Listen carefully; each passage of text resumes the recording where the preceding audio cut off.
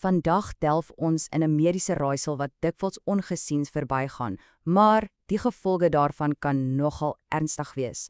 Ons praat oor carotis arterie disseksie. Kom ons vind saam uit wat dit is. Goed, kom ons begin met net 'n nommer, 20%. Hou daai syfer vir 'n oomblik in jou kop.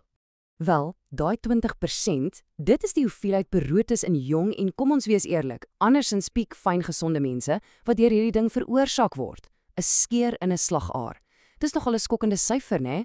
Veral vir iets waarvan die meeste van ons seker nog nooit eers gehoor het nie. So ja, wat presies is hierdie verskilde bedreiging? Om dit te verstaan, moet ons eers kyk na die anatomie. Dink daaraan so, 'n klein skeur in een van die belangrikste pyplyne wat bloed na jou brein toe vat. OK, om dit eenvoudig te maak, dink aan een van jou hoofslagare na die brein as 'n tipe hoë tegnologie tuinslang met verskillende lae. Wat hier gebeur is dat daar 'n klein skeurtjie aan die binnekantste laag vorm. Nou die bloed is onderdruk, reg? So dit forceer sy pad deur daai skeur en begin tussen die laag van die slagaarwand inlek.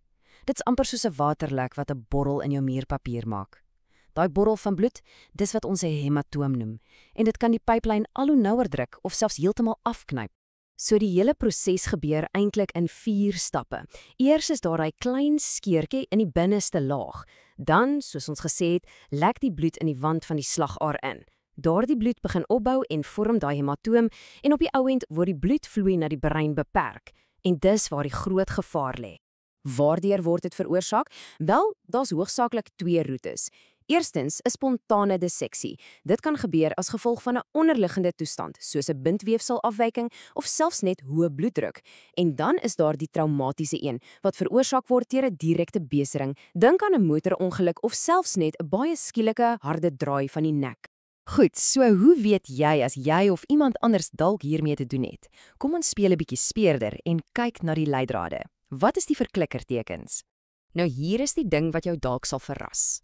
Die heel algemeenste simptoom in 'n allemintige 80% van gevalle is iets wat ons almal kry, hoofpyn of nekpyn. Dis hoekom dit so maklik gemis kan word. Meer as die helfte van die mense kry wel 'n beroerte of 'n mini-beroerte of 'n TIA. En dan, in omtrent 'n kwart van die gevalle, sien ons iets genaamd Horner-sindroom. Maar daar is ander, meer spesifieker leidrade. Byvoorbeeld 'n pulsende tinnitus. Dis soos 'n swoosh geluid in jou hoor wat saam met jou hartklop gaan. Ander tekens kan wees dat een kant van jou tong verlam is of jy kry skielike pynlike visieverlies wat weer weggaan. Daai gedeeltelike Horner-sindroom wat ons genoem het, dit is wanneer een ooglid hang en die pupil van daai oog kleiner is. Dis alles kritiese stukkies van hierdie mediese legkaart. OK, so met hierdie leidrade, wat doen 'n dokter om seker te maak? Dis hier waar die moderne mediese gereedskapskis inkom. Hoe identifiseer hulle die ware skuldige? Een van die topinstrumente is 'n MRI of MRA. Die groot voordeel hier is dat dit nie indringend is en geen bestraling gebruik nie. En dit is absoluut uitstekend om daai opgeboude bloed in die slagaarwand te sien. Die nadeel? Dit is 'n bietjie stadiger, so dis nie wonderlik vir 'n noodgeval nie. En soms, reg aan die begin, kan dit moeilik wees om die hematoom op te tel. Dan het ons die CTA of CT-angiogram. Hierdie een se superkrag is spoed. Dis vinnig, dis akkuraat en is perfek vir trauma-situasies. Wat is die vangs? Wel, dit gebruik bestraling en 'n kontraskleurstof. Wat beteken dit is nie geskik vir almal nie, veral mense met nierprobleme of allergieë vir die kleurstof. En dan kry ons die aha-oomblik, die spreekwoordelike rokende geweer. Op 'n angiogram soek die dokters vir 'n baie spesifieke teken. Hulle noem dit 'n vlamvormige vernouing. As hulle dit sien, is daar geen twyfel meer nie. Dis die bewysstuk wat die hele saak beklemp. So, die skuldige is gevind. Wat nou? Wat is die plan van aksie? Dit hang alles af van die keuse van die regte behandeling. Die belangrikste ding om te onthou is dit.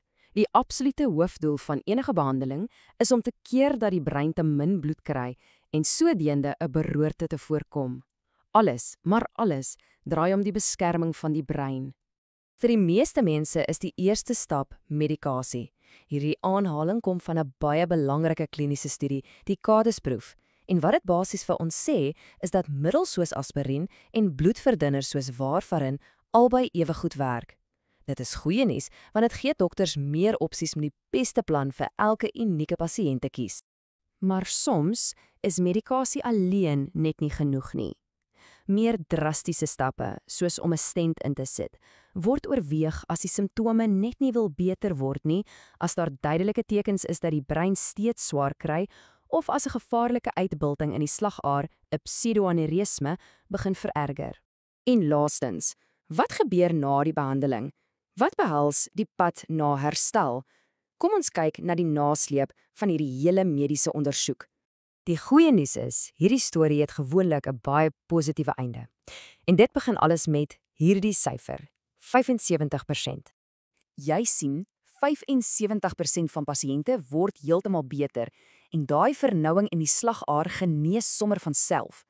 Ons liggame het 'n ongelooflike vermoë om te herstel en in die meeste van hierdie gevalle is dit presies wat gebeur. As ons na die langtermyn kyk, is die prentjie ook baie bemoedigend. Die sterftesyfer is gelukkig baie laag, minder as 5%. Die kans dat dit weer met jou gebeur is ook skraal, so om en by 1% per jaar. Die risiko is net 'n bietjie hoër vir mense wat met daai onderliggende bindweefselprobleme sit. En ons sluit af met hierdie een gedagte. Kan 'n skielike en veral 'n baie erge hoofpyn dalk iets meer wees as net 'n hoofpyn? Hierdie toestand is 'n kragtige herinnering dat ons altyd na ons liggame moet luister en nooit ongewone of ernstige simptome moet ignoreer nie.